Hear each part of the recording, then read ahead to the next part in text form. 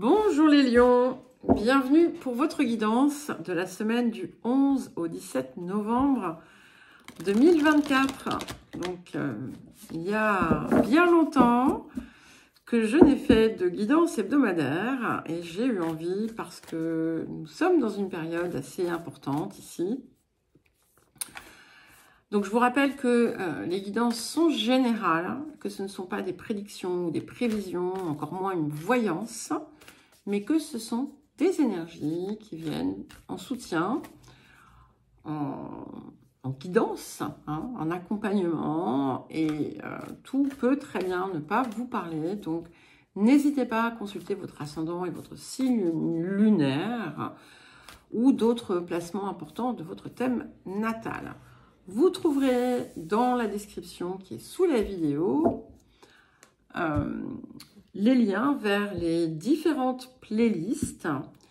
Vous y trouverez également mon adresse mail si vous souhaitez me contacter pour une guidance ou un accompagnement personnalisé. Pensez évidemment à mettre un j'aime, à mettre un commentaire si vous le souhaitez, ça aide la chaîne, bien entendu. Restez bien entendu aussi dans la bienveillance. Hein, c'est théoriquement la règle qui devrait s'appliquer à tous les réseaux sociaux. Et si vous ne trouvez pas toutes les playlists, alors sur la page d'accueil, vous avez un onglet playlist. Et là, il y a tout, hein, bien entendu. Alors, nous allons commencer par l'énergie générale de la semaine. Et nous avons, magnifique, la carte 7, Jupiter, l'abondance. D'accord? Et c'est intéressant hein, parce que cette carte ici vient vous parler d'opportunités, de choses assez inattendues, de bien-être, d'abondance, effectivement. Alors, Jupiter est effectivement bien placé pour vous puisqu'il traverse d'ailleurs en ce moment le signe des Gémeaux. Donc on est dans une énergie amie en quelque sorte. Mais ici on est sur une guidance de cartes hein, où je capte en fait aussi d'autres énergies qui pourraient vous soutenir. Et c'est ce qui vient ici. Donc abondance, bien-être, des choses inattendues, des choses qui vont se résoudre peut-être comme par miracle pour certains. Parfois, vous allez avoir l'impression d'être comme foudroyé, mais dans un sens positif en fait. Hein. Il y a quelque chose qui vient vous, waouh, voilà. C'est un mot que vous allez certainement vous dire, alors celui-ci ou un autre hein, similaire, mais ce côté waouh, voilà, il y a quelque chose comme ça que vous allez ressentir. En tout cas, on a ces possibilités qui sont là pour vous. Et si vous avez eu des difficultés, elles devraient être, comment dire, elles devraient pouvoir se résoudre plus facilement en cette période. Alors, le défi de la période, nous avons la carte 64, donc la mutation avant la réalisation. Donc, effectivement, il y a peut-être des choses à transformer, mais ce que l'on vous dit aussi, c'est de ne pas vous inquiéter, puisque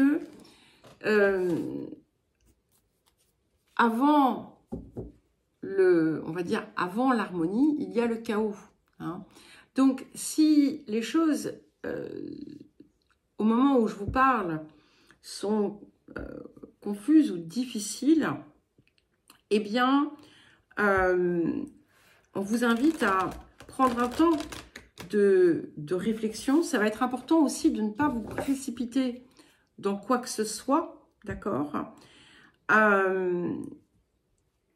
La réussite est à votre portée. Il va être important, comme je vous le dis, d'opérer avec avec prudence, avec circonspection,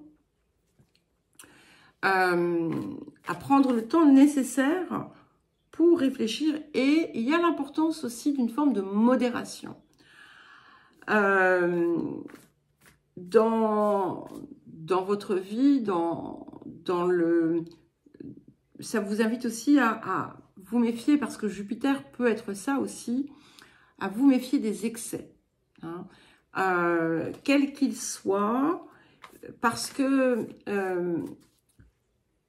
ça serait contre-productif pour vous. Il peut y avoir un coup de foudre pour certains et certaines. Donc là, c'est pareil. Soyez, ne vous précipitez pas.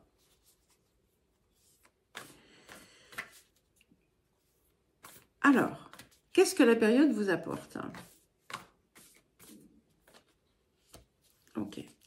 Alors, on est dans le positif, hein. N'oubliez pas, c'est quand la carte ici, c'est qu'est-ce que ça vous apporte en positif. Et donc, nous avons la carte 20, donc qui est la carte de la perte. Et ensuite, la carte de la résurrection. Donc, s'il y a quelque chose qui vous a laissé amer, triste, en deuil, eh bien, c'est en train de se transformer.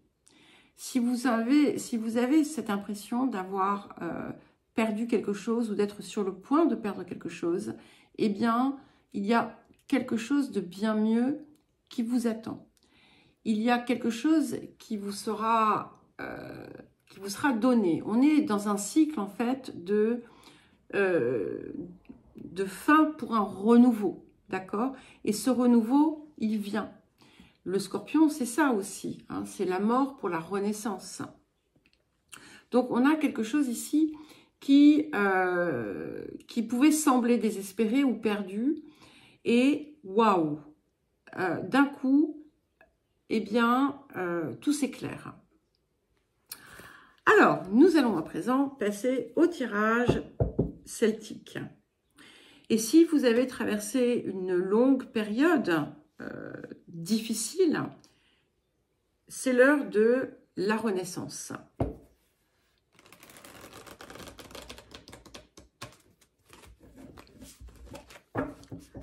Alors, le tirage celtique pour les lions.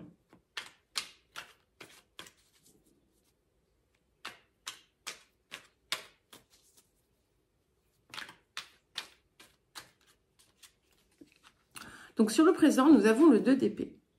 Donc, effectivement, ce 2 d'épée nous montre qu'on est en train d'émerger, de sortir du conflit, de trouver davantage de sérénité, qu'on parvient à avancer avec plus de confiance.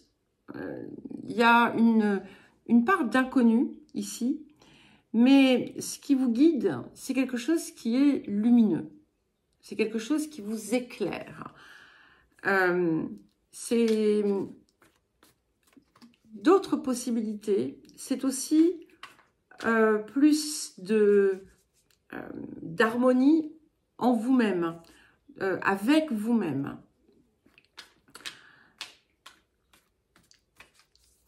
Il pourrait y avoir aussi comme une révélation. Hein. Ça aussi, c'est quelque chose qui est qui revient dans beaucoup de guidance, ce côté de révélation, de Eureka, j'ai trouvé, je sais. Enfin, il y a alors ça peut être un Eureka, comme ça peut être la compréhension ou la découverte de quelque chose qui vient tout changer. Voilà, c'est quelque chose d'assez prégnant en ce moment. Alors, vers quoi est-ce que nous allons? L'As de coupe. Donc, ici, vous vous retrouvez pleinement. Hein.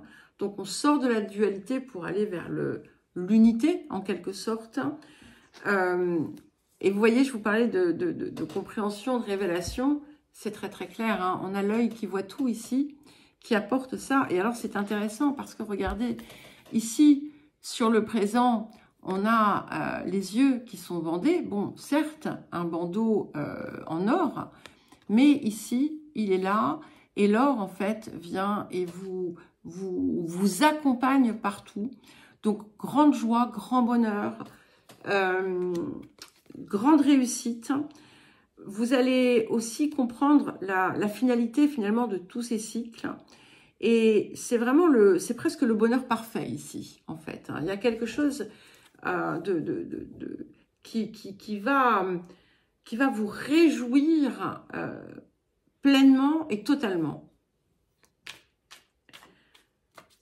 Alors, les énergies du passé.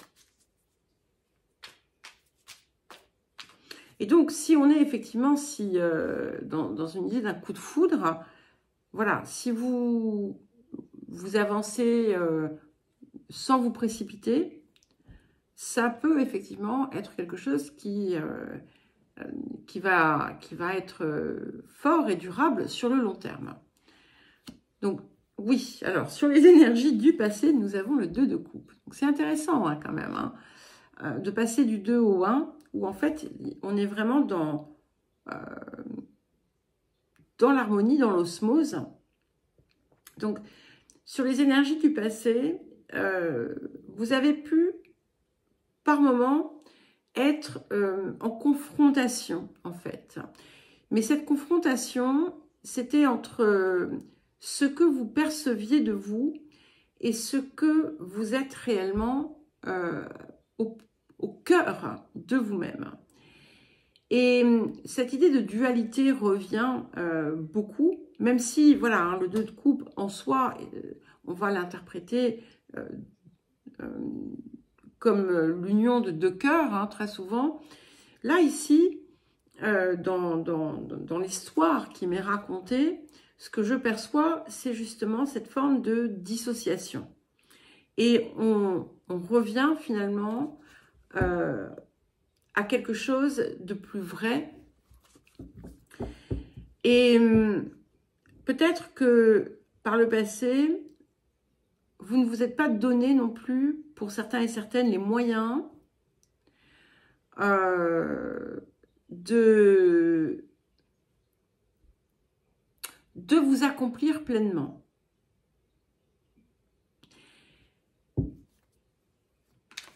Alors, les énergies du futur. Alors, pour certains et certaines, il y a quelqu'un avec qui, par le passé, vous avez eu cette osmose, cet amour partagé et profond. Ce sera vraiment un petit nombre qui revient, soit on va vous montrer en fait que c'était le brouillon de ce qui arrive pour vous. Et je pense qu'on est plutôt dans le deuxième cas de figure. Hein.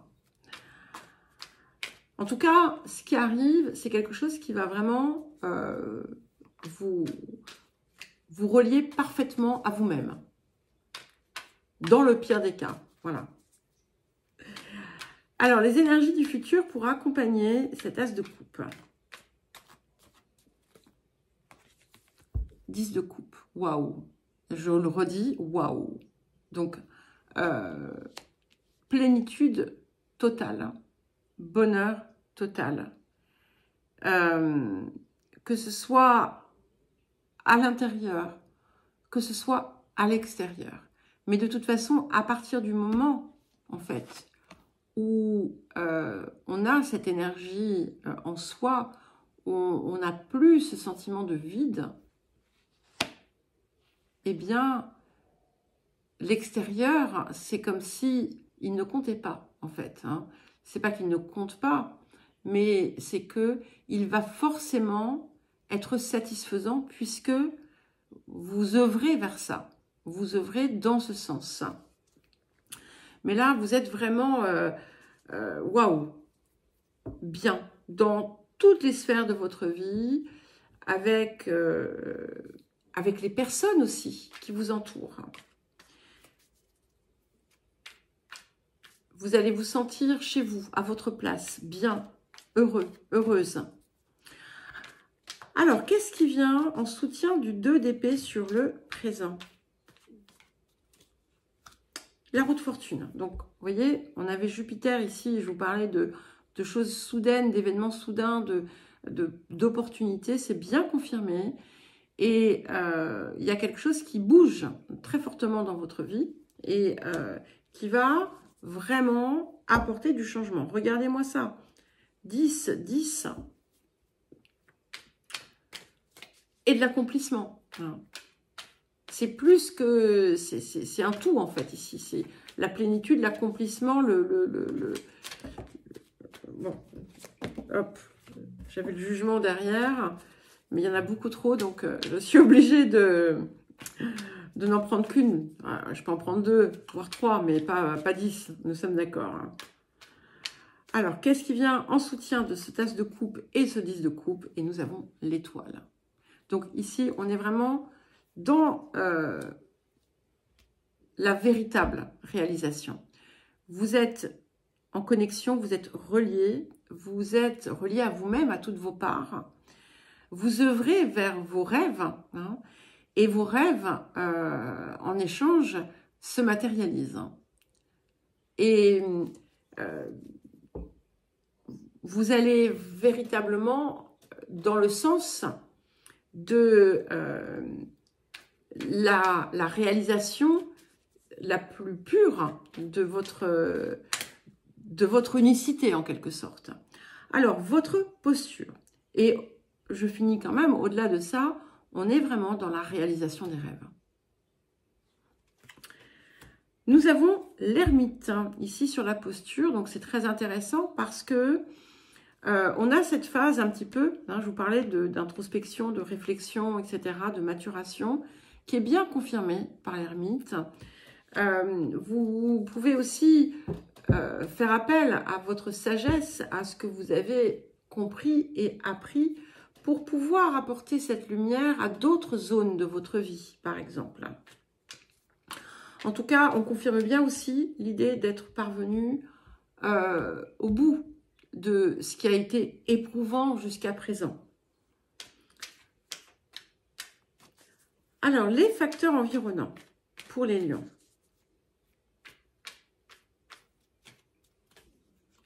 Nous avons le valet d'épée. Vous voyez, on parle d'introspection. Ce valet d'épée est tout à fait, comment dire, approprié ici. Donc, observez aussi. C'est-à-dire introspection, mais observez ce qui se passe autour de vous. Voyez les miroirs que l'on vous renvoie, si c'est nécessaire. Observez ce que vous pouvez percevoir chez les autres, mais pas simplement superficiellement. Allez plus loin parce qu'ils vous livrent aussi des informations sur vous-même. Ah, batterie faible. Alors, attendez, j'espère que ça n'aura pas interrompu. Alors, les émotions intérieures.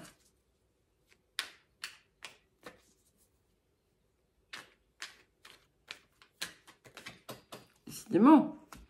Donc, nous avons encore un 2, extraordinaire quand même. Hein. Donc, nous avons le 2 de bâton. Donc, vous êtes prêt à partir. Vous êtes prêt à partir autrement. Vous êtes prêt à quitter la zone de désolation et de tristesse pour aller vers peut-être quelque chose de neuf, quelque chose que vous ne connaissez pas, ou vers quelque chose de connu, mais différemment, avec une énergie différente. Ce qu'il y a aussi, c'est que c'est un petit peu comme si le monde s'ouvrait aussi pour vous et qu'il y ait davantage de possibilités qui vous soient offertes. Alors, qu'est-ce que nous avons pour terminer, pour vous les lions?